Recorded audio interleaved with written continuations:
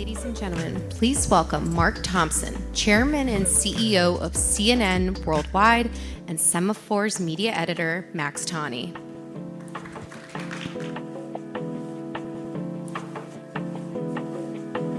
Doing this, thanks for coming. You may have heard some of what we were listening backstage to, some of what Jim said. You've seen some of these, some of the numbers about trust in media. And you and I have both heard a million times that trust in media will improve.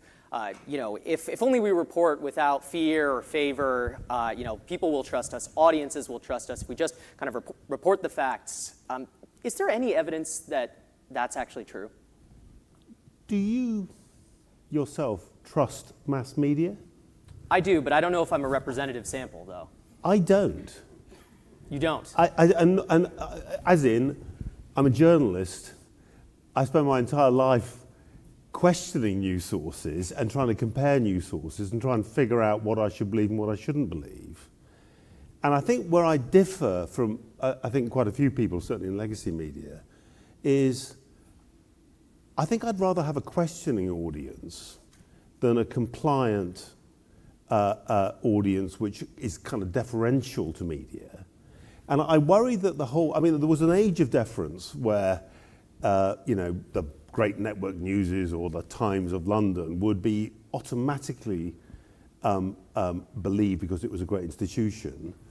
I think democratization and digital democratization and also disruption of deference in politics has left many people, as we know, probably now somewhat more on the right than the left, but that will probably change. In another era, it would probably be more the left than the right, who are becoming much more questioning. And what I look forward to in a way is a world where we have a positive but quite challenging and critical relationship with our audience, and where our audience are asking us questions and challenging us. So I think we should just sort of, use a box of Kleenex to dry our eyes about the loss of traditional trust and try and figure out how we're going to rebuild, in some ways, a more adult relationship, and where we take, instead of regarding our audience as sheep who need to be trusting and to believe everything we say, we accept they're a challenging group of people who we need to kind of raise our game to connect to and to win. Qualified trust. Are you concerned, though, that it's moved too far in the other direction? I mean, you certainly do have plenty of people who are challenging, CNN's, point of view. Sure. And the point of views of the mass media. But I mean, is it possible that that mission's been accomplished? Obviously, people are plenty skeptical of it. A large segment of the audience. I mean, don't you think, though, that at some point it does become detrimental and toxic to? I think it depends what it comes from. Obviously, a kind of blind, complete cynicism can be overdone. But I also, it's a complicated story. I mean, we've heard, and I've seen this in the numbers, elections as a kind of a moment where maybe you see a step down in trust. We track trust in CNN pretty closely. We're more trusted on average by people who vote Democrat and people who are independents. We've probably got, I think, amongst the television players, certainly the cable TV players, the most mixed audience. If you think about 1 in 5 of our regulars, our television viewers being Republican, probably if you ask them if they're conservative, a third of our audience is self-identifies as conservative. We have lots of independents, and we have a slight majority of people who vote Democrat. In the last quarter of 2024, so the quarter of the election, there was a spike up in trust specifically from our Republican audience. And that overall trust amongst Republicans is probably the highest in 25 it's been, certainly since the middle teens.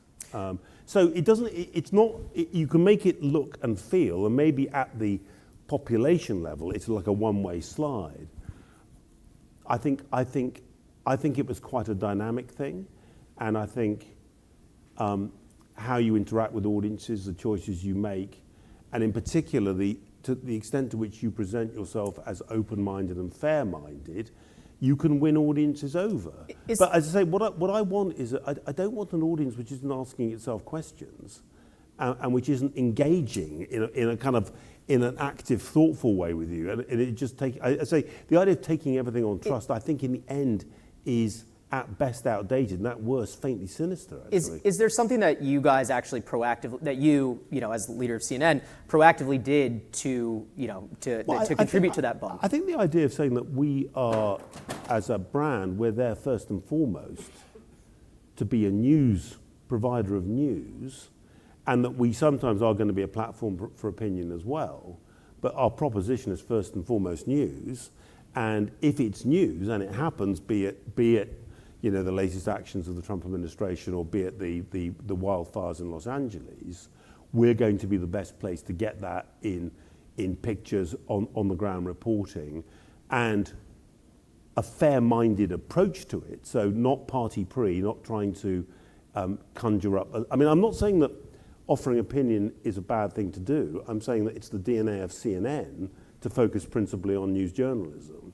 And I think the more we do that, the more we convince ourselves and then convince the world, that's our central mission. And by the way, make sure in that endeavor that we're trying very, very hard to be accurate and... Please welcome Meg. Whoa. Not quite yet. Not yet.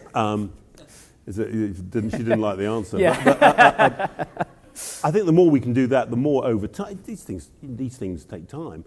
You can convince people that you stand for something which is, whenever it can, tending towards objectivity. So on the opinion point, CNN's ratings haven't necessarily rebounded since the inauguration, haven't necessarily rebounded in the same way that MSNBC's have. Jeff Zucker famously leaned CNN very much into kind of this resistance programming. There was a lot of opinion. Is the bet that you've made recently that you'll give up on some of those TV ratings to regain trust with Republicans? No, that's not the purpose. I mean, the purpose is to focus on what the brand stands for, and it's an absolute belief that in a crowded world, staying true to your brand and what you stand for is the best strategy. I mean, this is a moment where aggregating journalists around a brand had better have a logic to it, and had better feel like you're doing something which in some ways is more than the sum of the parts, and which is helping you reach out to large aggregates. So, we have 150 million plus people coming to us every month. Only a small minority of whom are coming on US cable TV, by the way. And they're coming to us, the overwhelming majority tell us they're coming to us for news. And, we have this great legacy platform, cable TV, but the future of CNN and the growth of CNN is not going to happen on that platform. It's going to happen by reconceiving what the company does and finding the right digital products and services and platforms to reach out to global audiences and US audiences. And I would argue, principally, the base case, we'll do some non-news, we'll do some news adjacent, we'll do some lifestyle and all of that. But the principal central offering being around a very classic, rather Ted Turner-esque view of what CNN was put on earth to do, which is not to press opinions, but to deliver the news. So, on the digital point, obviously that's been a big part of your tenure at CNN, is kind of making that digital transition. Jim Acosta who's a former anchor of yours, rated pretty well, recently left CNN to go to Substack. The early numbers suggest that's been pretty great. He's got several 100,000 people who have already subscribed. What is the benefit of letting someone like that leave, who clearly does have a digital audience and is kind of is proving already that they're a digital news kind of influencer? Well, as you know, we wanted Jim to stay, and we offered him we were making a change, and as you now know, moving Wolf Blitz to a new program. Was he wrong, though, to think that the midnight slot, which was the reported slot that was offered to him, he took that seemingly as a... Look, Jim has every right to, and indeed did, make his own mind up about it, and you should ask him kind of why he did that. But what I want to say is, firstly, the idea that sole traders someone who literally wants to set up, and you've got some, you've got Megan's coming on to talk and rest of it. Again, I regard that as something we should welcome, the fact that you don't just have to develop a journalistic career with a big brand, that we can't be gatekeepers. I don't want to be a gatekeeper. Similarly, I think the idea of startups, you've got a new take on how you offer news, Semafor being an interesting recent example. The idea of more choice for the public on how they get news and new platforms, not only is that, I think, okay, I think it's to be welcomed because it increases choice for the public. The issue for an established brand, which starts off in one platform, is how you make sure that you've thought hard about what is the merit for a given journalist in coming to work for you. Who do you want? How many different ways can they reach their audiences? And you could say, well, and some people do say, libertarians say, none of it's needed anymore. Well, I mean, honestly, look at Netflix. I mean, in theory, the people who want to make a TV drama could be just raising the money themselves and distributing it themselves.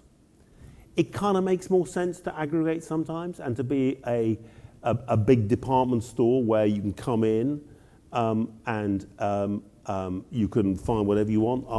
The Warner Brothers Max being the same thing. There's documentary there. There's comedy there. There's classic movies. There's pay one modern movies. There's HBO new products and so on. It's lots of different things aggregated for the convenience of the public. I think to say there's no role for the New York Times or there's no role of CNN because somebody's got a successful Substack is a simplified way of looking at the world? Sure. I want to ask one question, and we don't have that much time left.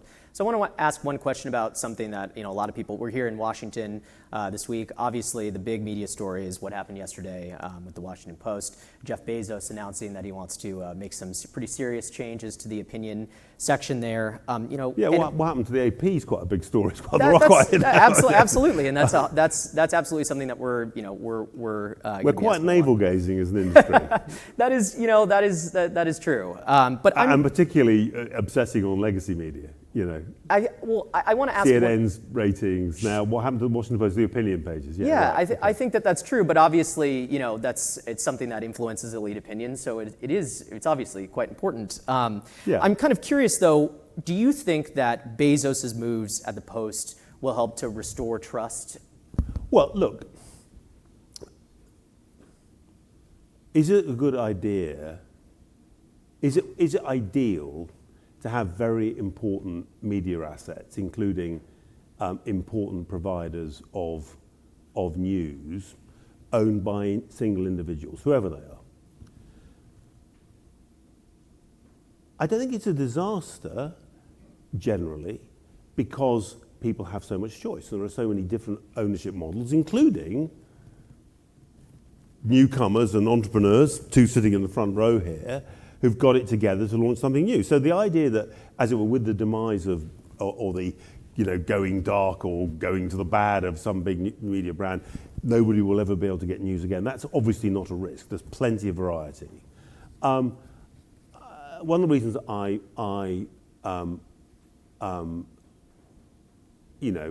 think that models like the BBC, which I ran, and like the New York Times, with a majority, the key shareholder, the B-class shareholder, is a family trust dedicated to public service. Those are attractive models for how you ensure quality and independence of the journalism, but they are hard to construct from scratch, and in countries which are largely based on free market forces in media, it's difficult to guarantee permanency and independence unless you've got a killer business model. And even at the Times, making sure the Times had a viable long-range business model was itself a vital underpinning of the Times' independence. And what I want to say, at CNN, to me, the way that you guarantee that CNN can go on being a global force for fair-minded, accurate news is by developing a business model for CNN which can survive and thrive despite the rapid collapse of the cable ecosystem. Well, Mark, we're out of time. Would love to talk about the rapid collapse of the cable ecosystem even more, but I think we're going to have to leave it there. Thank you so much. Thank you.